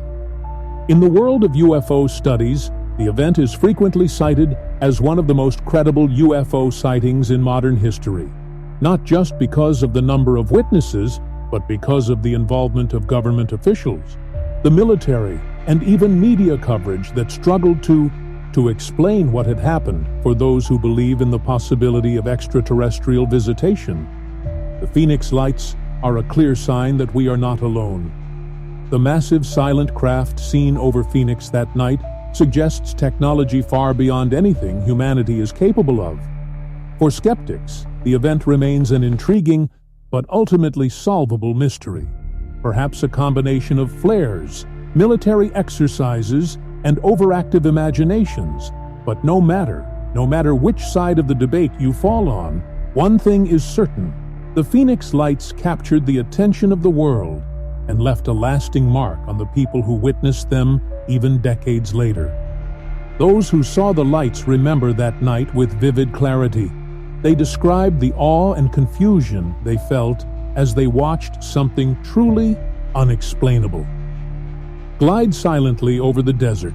The Phoenix lights may never be fully explained, whether they were a secret military project, an atmospheric phenomenon, or a visitor from another world.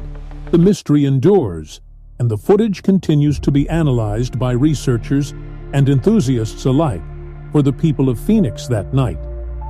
In March 1997 remains a reminder that there are still things in this world, and perhaps beyond it, that defy explanation. Abduction. It was a warm evening on October 11, 1973, when Charles Hickson and Calvin Parker, two men from the small town of Gautier, Mississippi, set out for a quiet night of fishing along the Pascagoula River. Hickson, a 42-year-old shipyard worker, and Parker, a 19-year-old who had recently started working with him, were looking forward to a peaceful, uneventful night under the stars with the rhythmic sound of the water lapping against the shore.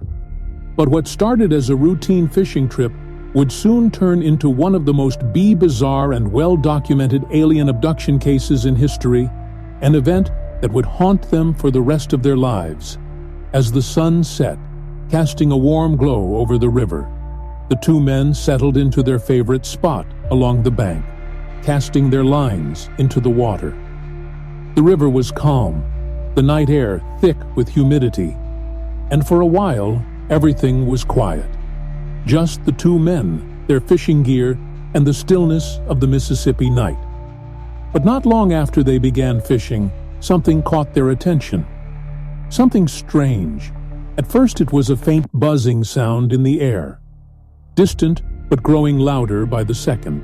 Hickson and Parker glanced at each other, puzzled, trying to figure out what was causing the noise. They looked around, searching the water for any sign of disturbance, but the river remained still. Then, out of the corner of their eyes, they saw something that made their hearts skip a beat. Just above the river, hovering silently about 30 yards away, was a craft. It was oval-shaped, metallic, and glowing with a soft blue light. The craft was unlike anything they had ever seen before. There were no wings, no propellers, no visible means of propulsion. It simply floated in the air, defying gravity, making that strange buzzing sound as it hovered just above the water surface. For a moment, the two men were frozen in place, unable to comprehend what they were seeing. The craft was large, about 30 feet long, and had no visible windows or doors. Hickson and Parker stood rooted to the spot, staring in disbelief. But before they could even think about running, the situation took a terrifying turn from the craft. Three strange beings emerged, floating silently toward the men. Hickson and Parker watched in horror as the figures approached. These beings were unlike anything they had ever imagined. robotic yet somehow alive. They were humanoid in shape, but not human. The creatures stood about 5 feet tall and had wrinkled gray leathery skin. Their heads were bulbous-shaped, almost like a bullet, with slits for mouths and small indentations where their eyes should have been. Instead of hands, they had crake pincers at the ends of their arms, and their legs didn't appear to bend in the usual way. They moved without walking, as though they were floating above the ground, gliding toward the Tom men with an eerie mechanical precision. Hickson and Parker were paralyzed with fear before they could react. The beings were upon them. 2 of the creatures grabbed Hickson, while the third approached Parker. The men couldn't move, couldn't fight back. It was as if their bodies were completely immobilized. Then, in an instant, both men were lifted off the ground, as if they were weightless, and carried toward the craft. Panic surged through their minds as they floated helplessly toward the glowing blue object. Hickson would later describe the sensation as being pulled by an invisible force, like being caught in a powerful current. The beings said nothing. They made no sound. No attempt to communicate. All Hickson and Parker could do was stare in terror as they were brought aboard the craft. Once inside, the men were separated. Hickson was taken to one part of the craft, while Parker was led to another. The interior of the craft was brightly lit, but the light seemed to come from nowhere. It was as if the walls themselves were glowing. The surfaces were smooth and metallic, and there was a sterile, cold feeling to the entire space. Like a laboratory, Hickson was placed on a table, still unable to move. And before he knew it, one of the beings began to examine him. He described the examination as strange and invasive, though not painful. A large football-shaped object hovered above him, scanning his body from head to toe. Hickson could see no instruments, no needles or devices. Yet he had the distinct sense that the beings were studying him, examining every inch of his body. Though he couldn't speak, his mind raced with questions. What were these beings? Why were they doing this? But no answers came. Meanwhile, Parker, who was younger and less experienced with the world, was even more terrified than Hickson, he later described, feeling completely overwhelmed, as if he was on the verge of passing out from fear. Unlike Hickson, who remained calm during the encounter, Parker went into shock. He would later say that the trauma of the event was so intense that he mentally shut down, unable to process what was happening. Like Hickson, he was examined by the beings, but the details of his experience were blurry, as though his mind had felt like an eternity, but was likely only a few minutes. The beings returned the men to the riverbank. They were floated back outside, their feet never touching the ground, until they were gently placed back on the dirt. Near their fishing spot, the craft, still glowing with that soft blue light, hovered for a few moments longer, as if ensuring that the men were safely returned. Then, without warning, it shot into the sky, disappearing in the blink of an eye. The buzzing sound faded into the distance, leaving only silence behind. For several minutes, Hickson and Parker remained where they were, too shaken to move or speak. It was as if the world had shifted beneath their feet. Finally, Hickson broke the silence, telling Parker that they needed to get help. Parker, still in a state of shock, could barely respond, but he nodded in agreement. They gathered their belongings and drove trembling to the local sheriff's office in Pascagoula, where they reported what had just happened. When they arrived, the officers on duty could see that something was very wrong. Both men were pale, visibly shaken, and barely able to speak coherently. Hickson, the more composed of the two, tried to explain what they had experienced. But even as he spoke the words, they sounded impossible. Alien beings, a floating craft, an abduction. The sheriff and his deputies listened politely, but they were skeptical. It all sounded too far-fetched, too bizarre to be real. But the longer they spoke with Hickson and Parker, the more the officers began to sense that these men were not lying. Their fear was genuine, and their descriptions were detailed and consistent to test their credibility. The officers left the two men alone in a room secretly recording their conversation. If this was a hoax, surely the men would let their guard down once they thought they were in private. But instead of conspiring, Hickson and Parker continued to express their confusion and terror. Hickson could be heard telling Parker to keep calm, while Parker, still shaken, expressed his fear of what had happened and what might happen next after hours of questioning. The officers were left with more questions than answers. They decided to take the men's report seriously, and the next morning they contacted the local press. Soon the story exploded. Newspapers and television stations picked up the account of the Pascagoula abduction, and within days, the quiet town of Pascagoula was flooded with reporters, UFO INV investigators, and curious onlookers. Everyone wanted to hear the story from the men themselves. Despite the intense media attention, Hickson and Parker stuck to their story. They agreed to undergo lie detector tests, which they passed further, adding to the credibility of their account. UFO researchers, intrigued by the details of the encounter, descended on Pascagoula to interview the men and examine the site where the abduction had taken place. Though no physical evidence was found, the consistency of Hickson and Parker's testimonies made the case hard to dismiss for Charles Hickson. The encounter became a defining moment in his life. He spoke openly about the experience for years afterward, giving interviews and lectures on the subject of UFOs and alien abductions. He was convinced that what had happened to him and Parker was real, and he believed that the beings who had abducted them were from another world. Calvin Parker, on the other hand, was far more reluctant to talk about the experience. The trauma of the event had left him emotionally scarred, and for many years he avoided discussing it publicly. He struggled with the attention that the incident had brought, and it wasn't until decades later that he finally began to open up about what had happened in interviews. He described the deep sense of fear and helplessness he had felt during the abduction, as well as the difficulty of coming to terms with something so completely outside the realm of normal human experience. The Pascagoula abduction remains one of the most famous and well-documented UFO encounters in history. Unlike many other abduction cases, which rely on memories recovered through hypnosis or vague accounts, Hickson and Parker's story was immediate, detailed, and consistent.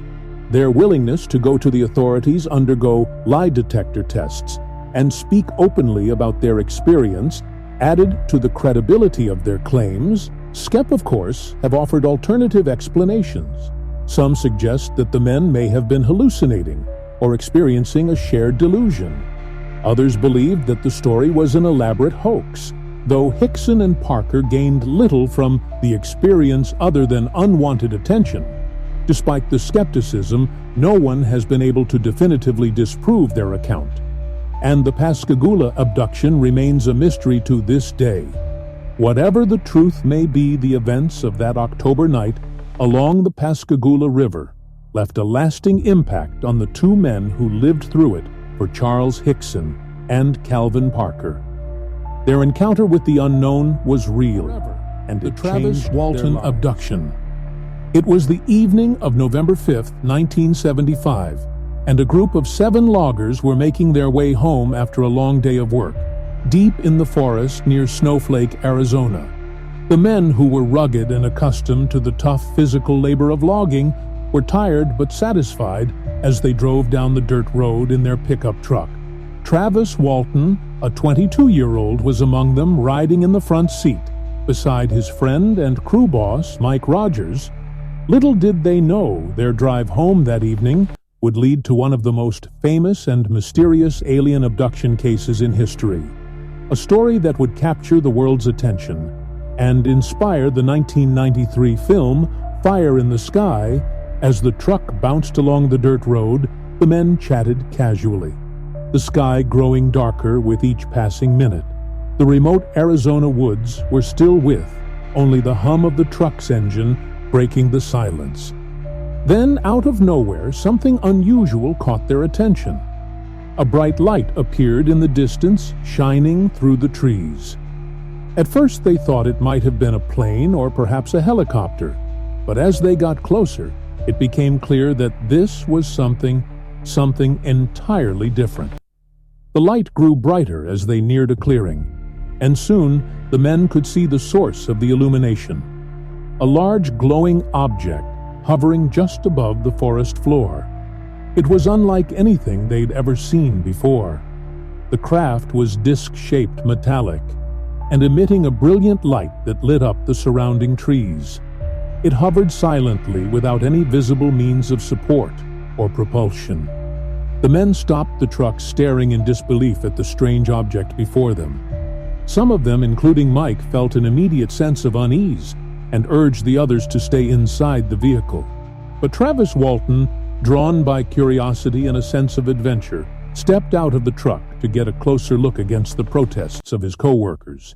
He began walking toward the craft. The air around the object felt charged, almost electric, as if something powerful was radiating from it. Travis, standing directly beneath the craft, looked up, and all the others, still in the truck, shouted at him to come back. But before anyone could react, a beam of light shot down from the craft, striking Travis square in the chest. His body was lifted off the ground and thrown several feet back, with a force so powerful that it left his co-workers in shock.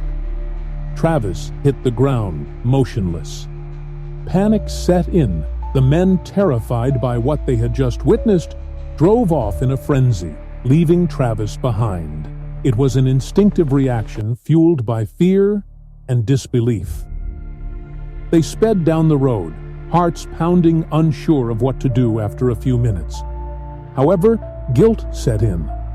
Mike, torn between his responsibility as the crew leader and his fear of what had just happened, made the decision to turn the truck around and go back for Travis when they returned to the clearing.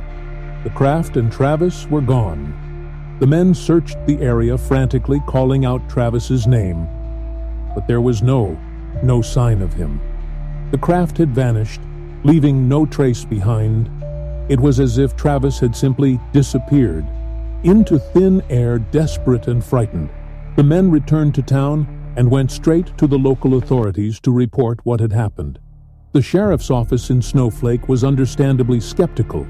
At first, a group of loggers claiming that their friend had been abducted by a UFO. It sounded like the stuff of science fiction, but when the men arrived at the station, they were clearly shaken. Some of them were visibly trembling, and all of them insisted that they were telling the truth. Sheriff Marlon Gillespie and his deputies took down their statements, but doubt lingered. Could this be an elaborate hoax, a cover-up for an accident? The next morning, a search party was organized. Local law enforcement, along with volunteers and the remaining loggers, combed the woods near the site where Travis had disappeared. They searched for any sign of him, footprints, clothing, or perhaps a body, but found nothing. The forest was quiet, and there were no indications that anyone had been there for the next 5 days. The search continued, but Travis was nowhere to be found. The authorities began to suspect foul play. Some believed that the loggers had concocted the UFO story to cover up an accident, or worse, a crime back in town. The story of Travis Walton's disappearance spread like wildfire. Reporters from around the country descended on Snowflake, eager to get the details of what was quickly becoming one of the most mysterious disappearances in recent memory. The loggers were subjected to intense scrutiny, with many accusing them of either lying or being responsible for Travis's vanishing. In an attempt to clear their names, the men agreed to take polygraph tests. The results were stunning, all of them, except one who was deemed inconclusive due to stress, passed the tests, indicating that they believed they were telling the truth about what had happened in the forest that night, and many in the community began to lose hope that he would ever be found. But then, on the 5th day after his disappearance, something remarkable happened. Late at night, a phone call came into Travis's brother's house. On the other end of the line was Travis Walton, his voice weak and confused. He claimed to have no idea where he had been for the past 5 days, but said he had woken up on the side of a road several miles from town. His brother and some friends immediately went to pick him up and found Travis disoriented, dehydrated, and deeply shaken. When Travis was brought back home, the questions began: where had he been? What had happened to him? At first, his memories were foggy, as if he were trying to piece together fragments of a dream. But over the next few days, Travis began to recall the details of his experience, an experience that would cement his place in UFO law forever. According to Travis, after he was struck by the beam of light, he lost consciousness when he awoke. He found himself lying on a table in a strange, brightly lit room. His first thought was that he had been taken to a hospital, but as his vision cleared, he realized that something was terribly wrong. Standing around him were several small beings, about 4 feet tall, with large bald heads, huge black eyes, and thin, frail bodies. They were dressed in tight-fitting metallic suits, and their skin was a pale grayish white. Travis was overcome with fear. He tried to move, but found that his body was weak, as if he had been drugged. The beings seemed to be studying him, observing him closely. Though they made no sound, terrified, Travis managed to push one of the beings away and stumble off the table. He frantically searched the room for an exit, finally finding a doorway that led into a narrow hallway. As he made his way through the craft, he encountered more of the strange, sterile environment, smooth metallic walls, bright, unnatural light, and an eerie silence that seemed to permeate the entire space. He eventually came upon another room, and inside he found a chair with strange controls, desperate for any way to escape. Travis approached the chair, but before he could figure out what the controls did, he was confronted by a different kind of being. This one humanoid, but taller, with strikingly human features. The humanoid figure, dressed in what looked like a blue jumpsuit, led him through the craft without speaking. Travis was taken to another area where he encountered more of these humanoid beings, all of whom appeared calm and non-threatening, yet somehow detached and emotionless. He described them as being almost human, but with subtle differences, unsettling yet familiar. They placed a mask over his face, and almost instantly he lost consciousness again. The next thing Travis remembered was waking up on the side of the road, disoriented and confused. 5 days had passed, but to him it felt like no more than a few hours. He had no idea where he had been during those lost days, only that something extraordinary had happened to him. Travis's account of being taken aboard an alien craft was met with a mixture of awe and skepticism. To his family and friends, the fact that he had returned at all was a miracle, but many others doubted his story. Was it possible that he had been hallucinating, or could the entire incident have been a hoax? Some speculated that Travis had staged his disappearance for publicity, but those who knew him best insisted that he was telling the truth. Over the years, Travis Walton's story has remained one of the most famous and well-documented alien abduction cases. His experience, detailed in his book, The Walton Experience, served as the basis for the 1993 film Fire in the Sky, which dramatized the events of his abduction. While some aspects of the film were sensationalized, the core of Travis's account, his abduction, the craft, and his encounters with strange beings remains unchanged. Skeptics have continued to question the validity of Travis's story. Some suggest that the entire incident was fabricated, pointing to the lack of physical evidence and the possibility of suggestive memories. Others believe that Travis may have experienced a form of altered consciousness, or psych-occult trauma, that led him to believe he had been abducted. However, Travis Walton and his co-workers, who witnessed his initial disappearance, have consistently stood by their story. The fact that the men passed polygraph tests and have remained unwavering in their accounts for decades has convinced many that something truly extraordinary happened in the woods near Snowflake that night. Whether you believe in the possibility of extraterrestrial encounters or not, the Travis Walton abduction remains a captivating and mysterious chapter in the history of UFO phenomena. It is a story of fear, wonder, and the unknown. A reminder that there are still things in this universe that defy explanation. The Broad Haven UFO flap. It was the winter of 1977, and the small rural town of Broad Haven, nestled in the quiet countryside, become the focal point of one of the most famous and perplexing UFO flaps in the United Kingdom. Over the course of several months, strange sightings of unidentified flying objects, unusual lights in the sky, and mysterious humanoid figures would leave the local community baffled and unsettled. What began as a curious encounter at a local school soon escalated into a series of sightings that would attract national attention and spark debate about the nature of these strange occurrences. Broad Haven was a peaceful place where life moved slowly and residents were closely knit. It wasn't the kind of town where anything extraordinary usually happened, but that all changed on February 4th, 1977, when a group of school children from Broad Haven Primary School claimed to have seen something strange near their playground.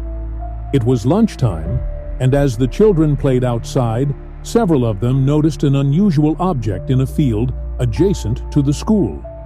The object was metallic oval-shaped and appeared to be hovering just above the ground. At first, they thought it might have been a helicopter, but there was something different about it. No rotors, no sound, and no movement like a typical aircraft. The object just hovered there, motionless and silent. As the children stared in disbelief, some of them claimed to see figures near the craft, tall humanoid beings dressed in what appeared to be silver suits. These figures moved slowly and deliberately, though they remained at a distance, as if they were observing the children from afar. The sight of these strange beings left the children both frightened and excited. It wasn't every day that they saw something so out of the ordinary. In their quiet town, the children ran back inside the school, breathless and wide-eyed, to tell their teachers what they had seen. At first, the teachers were skeptical. After all, kids had wild imaginations, and it wasn't uncommon for them to make up stories. But as more and more of the children described the same object, the same metallic craft, and the same strange figures, the teachers began to wonder if there was something more to the story. The headmaster of the school decided to take a closer look. He ventured out to the field, where the children said they had seen the craft, but by the time he arrived, there was nothing there. The field was empty with no sign of any disturbance or landing. The headmaster dismissed the incident as a misunderstanding, but the children remained adamant about what they had seen. To prove they weren't making it up, they were asked to draw pictures of the object, and the figures, remarkably, the drawings were strikingly similar, with all the children depicting an oval-shaped craft and tall silver-suited figures. Word of the sighting spread quickly through Broad Haven, and soon local residents were buzzing with speculation. Some believed the children's story, convinced that they had witnessed something truly extraordinary. Others were more skeptical, chalking it up to youthful imagination or a prank. But the mystery didn't end with the schoolyard sighting. Over the next several months, more and more people began reporting strange phenomena in and around Broad Haven. One of the most notable witnesses was a local businessman named David Davies, who had been following the school children's story with interest a few days after the initial sighting. Davies was walking near the same field when he noticed a strange object hovering in the distance. It was metallic and oval-shaped, just as the children had described, and it seemed to move silently through the air like the children Davies was struck by how quiet and smooth the object was. There was no engine noise, no propellers, nothing to suggest it was a conventional aircraft. Intrigued Davies tried to get a closer look, but the object moved away before he could approach it. He returned home shaken, but convinced that there was something unusual happening in Brohaven. He wasn't alone over the next few weeks. More residents came forward with similar stories, accounts of strange objects in the sky, unexplained lights, and even encounters with strange humanoid figures. One local farmer reported seeing a craft land in one of his fields. Late at night, he described the object as being shaped like a cigar, with bright lights emanating from its surface. As he watched from a distance, he saw several figures emerge from the craft. Tall, slender beings dressed in silver suits. They moved around the craft for several minutes before disappearing back inside the craft, then lifted off the ground and shot into the sky with incredible speed. Another family living near the town claimed to have been awoken in the middle of the night by a bright light shining through their window. When they looked outside, they saw a glowing object hovering just above their barn. The object was round and emitted a soft hum. It hovered for a few moments before shooting off into the night sky, leaving the family bewildered and frightened as the sightings continued. The story, and soon, Broadhaven was at the center of a national conversation about UFOs, and extraterrestrial life newspapers ran headlines about the Welsh Triangle, comparing the sightings to the famous Bermuda Triangle, and UFO researchers flocked to the area to investigate one of the most perplexing aspects of the Broadhaven UFO flap was the consistency of the reports. The descriptions of the object's metallic oval or cigar-shaped, often with bright lights, were remarkably similar, as were the accounts of the humanoid figures dressed in silver suits. The fact that so many witnesses, including school children, farmers, and local business people, had independently reported seeing the same things added a layer of credibility to the claims. But as the sightings continued, so too did the speculation: was this truly evidence of extraterrestrial visitors, or was there a more earthly explanation? Some skeptics suggested that the sightings might have been the result of military activity in the area. There were rumors that the British government had been conducting secret experiments with advanced aircraft, and that the strange objects seen in Broadhaven were part of these covert operations. One theory was that the objects were advanced helicopters or drones being tested by the military. The silver-suited figures, according to this theory, were pilots in protective gear, and the strange lights and hovering craft were simply misunderstood by the residents. However, no official explanation was ever given by the government, and the Ministry of Defense, when questioned, denied any involvement in the sightings for the people of Broadhaven. The military explanation seemed inadequate. The objects they had seen didn't behave like any known aircraft. There was no sound, no visible ang, and the way the objects moved, often silently and at incredible speeds, defied conventional physics. Many of the witnesses believed that what they had encountered was not of this earth. As the months went on, the sightings eventually tapered off, but the mystery remained by the summer of 1977. The activity in Broadhaven had largely come to an end, but the impact of the sightings lingered in the minds of those who had witnessed them. The school children, now young adults, continued to stand by their story, insisting that what they had seen that day on the playground was real. David Davies, too, remained convinced that he had encountered something otherworldly during his walk near the fields. Over the years, the Broadhaven UFO flap has been the subject of numerous investigations, documentaries, and books. UFO researchers continue to point to the consistency of the sightings and the credibility of the witnesses as evidence that something truly extraordinary occurred in the small Welsh town in 1977, Despite decades of debate and speculation, no definitive explanation has ever been provided for the sightings, and the Broadhaven UFO flap remains one of the most famous and well-documented UFO events in the UK. For those who experienced it firsthand, the mystery of Broadhaven is not just a strange chapter in the town's history. It is a reminder that there are still things in this world, and perhaps beyond it, that we do not fully understand, whether the sightings were the result of secret government experiments or visitors from another planet. The events of 1977 left an indelible mark on the town and its residents to this day. The fields and skies of Broadhaven hold their secrets. And the question lingers: what did the people of this quiet Welsh village witness all those years ago? Was it a glimpse into a larger cosmic mystery, or simply a cast of misinterpreted earthly phenomena? The truth remains elusive, hidden behind the fog of speculation and the passage of time.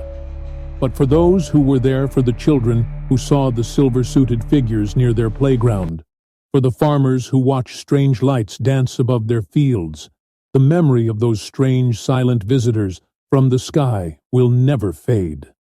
How was the story? Please subscribe and drop a review in comment.